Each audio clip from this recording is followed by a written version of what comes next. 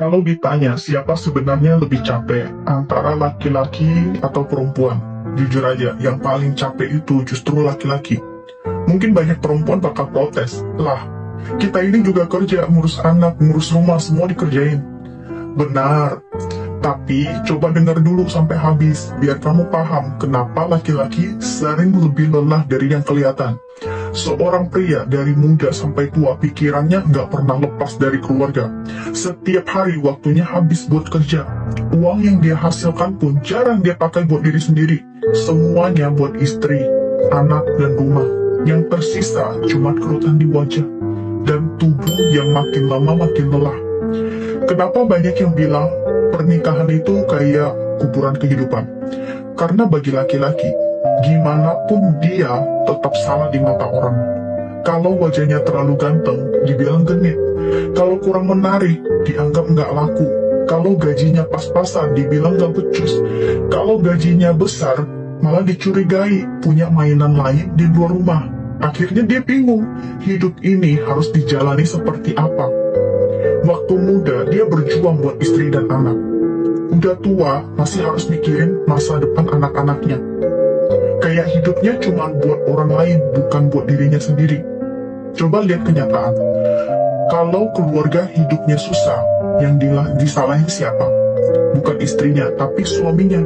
Kurang usaha, nggak punya kemampuan, nggak tanggung jawab. Padahal dia mungkin udah jungkir balik tiap hari. Kalau seorang wanita ninggalin suaminya yang miskin, orang bakal bilang itu wajar. Tapi kalau laki-laki miskin pengen mempertahankan istrinya, orang bakal nanya, emang kamu siapa? Giliran dia sukses, punya uang, dan pengen bahagia lagi, langsung dibilang gak setia.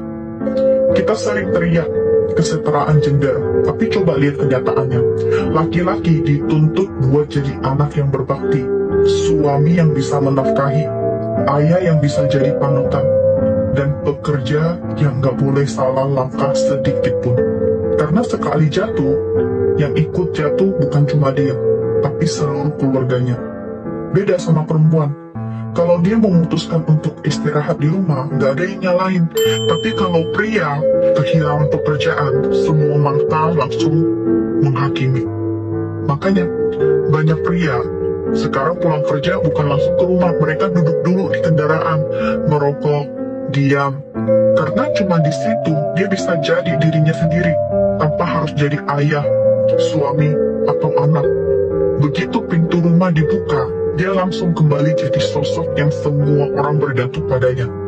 Tapi nggak ada satupun tempat buat dia bersandar.